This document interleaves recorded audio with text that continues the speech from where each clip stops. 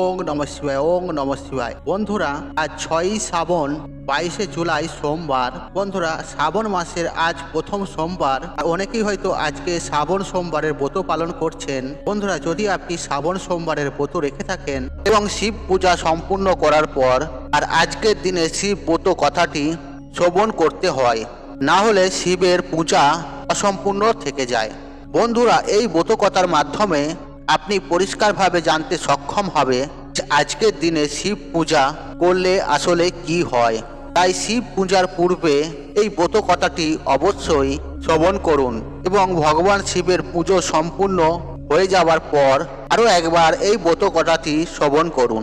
বন্ধুরা, আমি আশা করছি আপনাদের এই ব্রত কথাটি ভালো লাগবে। তাই বন্ধুরা, এই ব্রত কথাটি শুরু করছি।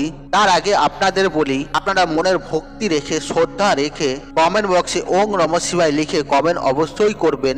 এতে বাবা মহাদেবের আশীর্বাদ সদা সর্বদাই আপনার উপরে থাকবে এবং তার সাথে সাথে আপনার বিশেষ কিছু মনস্কামনা পূর্ণ হবে বাবা মহাদেবের আশীর্বাদে। বন্ধুরা, শুরু করছি দেবাদিদেব মহাদেবের শ্রাবণ সোমবারের শিব ব্রত কথা। ওং নমঃ শিবায়, ওং নমঃ শিবায়, ওং নমঃ শিবায়। পুরাকালে অমরপুর নামে একটি নগরে একটি ধনী ব্যবসায়ী বসবাস করতেন। দূর দূরান্তে তার নাম, যশ, ব্যবসা ছড়িয়ে পড়েছিল। ঐশ্বর্য, যশ, মান, সম্মান সমস্ত কিছু থাকা সত্ত্বেও সেই ব্যবসায়ীটা ছিল একদম দুঃখী মানুষ, কারণ তিনি ছিলেন নিঃসন্তান। দিন রাত তিনি একটি বিষয় চিন্তা করতেন, তার এই বিপুল ঐশ্বর্য, ধন সম্পদ তার মৃত্যুর পর কে দেখভাল করবে। তাই সন্তান লাভের আশায় তিনি সমস্ত কিছুই করতে রাজি ছিলেন। আর তিনি একদিন জানতে পারলেন, শ্রাবণ মাসের সোমবার দিন যদি ভক্তি ও নিষ্ঠা সহকারে দেবাদিদেব মহাদেবের আরাধনা করা হয়, তাহলে ভোলানাথ শিব ভক্তের সকল মনোকামনা পূরণ করেন। যথাবিধি মেনে সন্ধ্যেবেলায় তিনি শ্রাবণ মাসের সোমবার দিন ভগবান শিবের অত্যন্ত নিষ্ঠা ও ভক্তি সহকারে পুজো করলেন।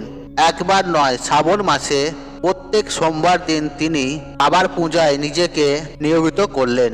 ব্যবসায়ীটি নিষ্ঠা ও ভক্তি দেখে শিব জয়া পার্বতী শিবজিকে বললেন, হে পান্নাথ, এই ব্যবসায়ী আপনার একজন সত্যিকারের ভক্ত। শ্রাবণ মাসের প্রত্যেকটি সোমবার দিন সে যথা বিধি মেনে আপনার পুজো করছে। তাই এই ব্যবসায়ীর মনোকামনা আপনার অবশ্যই পূরণ করা প্রয়োজন।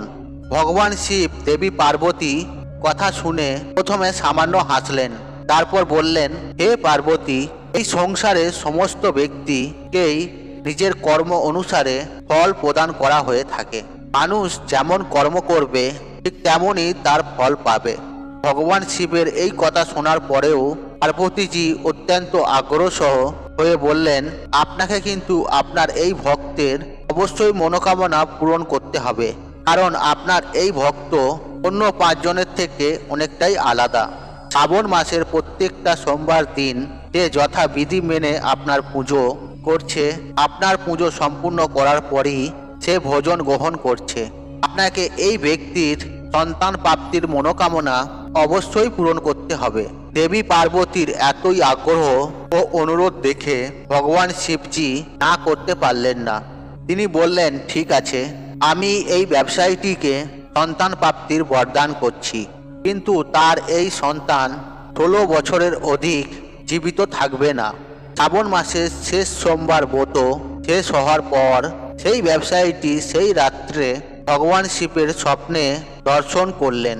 স্বপ্নে ভগবান শিবজি তাকে পরিষ্কার করে জানালেন, তাকে পুত্র সন্তানের বরদান তিনি করছেন, তবে তার এই পুত্র 16 বৎসর পর্যন্ত কেবল জীবিত থাকবে। ভগবান শিবের কাছ থেকে এই বরদান পেয়ে ব্যবসায়ী খুশি তো হলেন, তবে পুত্র যেহেতু অল্পায় নিয়ে জন্মগ্রহণ করবে তার জন্য চিন্তিত হলেন। বেশ কয়েক মাস পর তার একটি ফুটফুটে সুন্দর পুত্র সন্তান জন্ম নিল। ব্যবসায়ীটির ঘর খুশিতে ভরে গেল। যথেষ্ট ধুমধামের সঙ্গেই এর জন্য উৎসবের আয়োজন করা হলো। কিন্তু ব্যবসায়ীটি খুব একটা খুশি ছিলেন না, কারণ তার এই পুত্র যে অল্পায়ু হিসেবে জন্মগ্রহণ করেছেন তিনি এতদিন পর্যন্ত রহস্যই রেখেছেন। ঘটনার চক্করে সেই পুত্র সন্তানের নামকরণ করা হলো অমর নামে। ছোটবেলা থেকেই তাকে দান ধ্যান তপ এবং পুজো অর্চনা শেখানো হলো। আর ব্যবসায়ীটি প্রত্যেক বছর শ্রাবণ মাসের সোমবারের ব্রত সঙ্গে সঙ্গে পুরো সোমবার ব্রত রাখতে শুরু করলেন। এরপর ব্যবসায়ীটির ছেলে অমরের বয়স যখন 12 বছর হলো, তখন ব্যবসায়ীটি তাকে শিক্ষা প্রদানের উদ্দেশ্যে তার মামার সঙ্গে বারাণসীতে পাঠালেন এবং যাবার সময় বলে দিলেন, যেই স্থানেতে শিব মন্দির দেখতে পাবেন সেখানেই ভগবান শিবের পুজো করবেন এবং ওই স্থানে দিন দুঃখী মানুষ এবং ব্রাহ্মণকে ভোজন করাবেন। এইভাবে মামা ভাগ্নে বারাণসীতে যাওয়ার পথে একটি নগরে প্রবেশ করলো। যেদিন প্রবেশ করলো সেই দিন সেই নগরের রাজার মেয়ের বিয়ে। তবে যে রাজার ছেলে মেয়েকে বিয়ে করতে এসেছে সেই রাজার ছেলের এক চোখ ছিল অন্ধ, আর এই বিষয়টি সে গোপন রেখেছিল। পথের মধ্যে সেই ব্যবসায়ীটির সুন্দর ছেলেটিকে দেখতে পেয়ে সেই রাজার এক কুবুদ্ধি জাগ্রত হলো।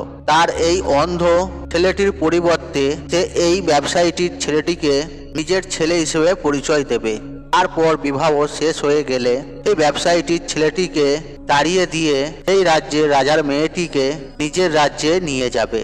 পানের ভয়ে ব্যবসায়ীটির ছেলেটি সেই সময় মুখে কিছু না বললেও বিবাহের পর রাজকুমারীর শাড়ির আঁচলে সুযোগ বুঝে লিখে দিয়ে যায় যে তোমার সঙ্গে তো আমার বিবাহ হলো, কিন্তু বিয়ের পর যে রাজকুমারের সঙ্গে তোমাকে নিয়ে যাওয়া হবে সেই রাজকুমারের আসলে এক চোখ অন্ধ। আমি তো বারাণসীতে শিক্ষা গ্রহণ করতে যাচ্ছি।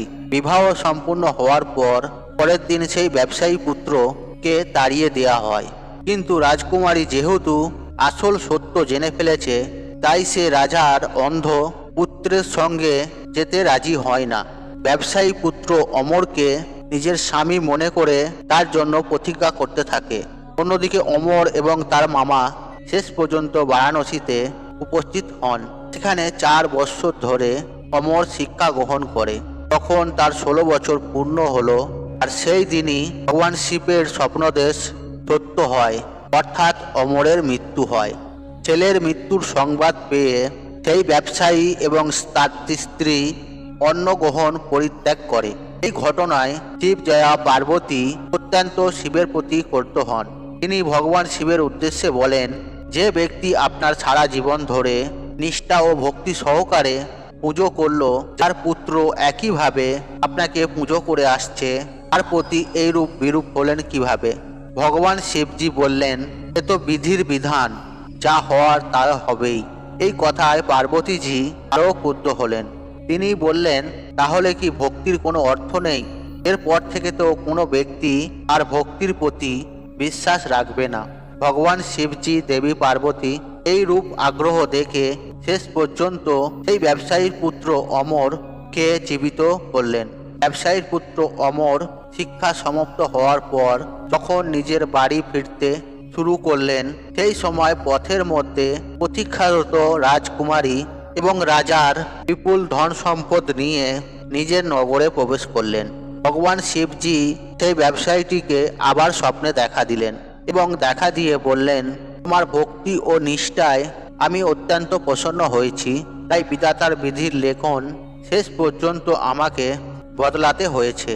তোমার মতনই এইরূপ কোনো ব্যক্তি যদি আমার প্রতি পূর্ণ বিশ্বাস রেখে নিষ্ঠা ও ভক্তি সহকারে শ্রাবণ সোমবারের ব্রত রাখে, ব্রত সমাপ্তির পর শ্রাবণ সোমবারে এই ব্রত কথা শ্রবণ করে, তাহলে নিশ্চিত তার মনের সমস্ত ইচ্ছা পূরণ হবে। তাই শ্রাবণ মাসের প্রত্যেকটি সোমবার ভগবান শিবের ব্রত রাখার চেষ্টা করুন এবং ব্রত সমাপ্তির পর এই ব্রত কথাটি অবশ্যই শ্রবণ করুন। বন্ধুরা, এর ফলে আপনাদের যাবতীয় মনস্কামনা পূর্ণ হবে স্বয়ং দেবাদিদেব মহাদেবের কৃপা আশীর্বাদে এবং বাবা মহাদেবের সান্নিধ্য লাভ করতে পারবেন। বন্ধুরা, তাই আজকের মতন বিদায় নিলাম। আশা করি ভিডিওটি দেখে উপকৃত হয়েছেন। তবে ভিডিওতে একটি লাইক করুন, একটি কমেন্ট করুন, একটি শেয়ার করুন এবং বন্ধুবান্ধব আত্মীয়জনদের সাথে শেয়ার অবশ্যই করুন। মনে রাখবেন, আপনার একটি শেয়ার অনেক মানুষকে উপকৃত করে তুলতে পারে। আর আপনি যদি আমার চ্যানেলে নতুন হয়ে থাকেন তাহলে চ্যানেলটি অবশ্যই সাবস্ক্রাইব করুন এবং পাশে থাকা নোটিফিকেশন অন রাখুন, কারণ এই রূপ নিত্য নতুন ভিডিও সবার আগে দেখার জন্য। ঈশ্বর আপনার মঙ্গল করুক, আপনি সুস্থ থাকুন, নিরোগ থাকুন ও আপনার দিন মঙ্গলময় হোক। ওং নমঃ শিবায়, ওং নমঃ শিবায়, ওং নমঃ শিবায়।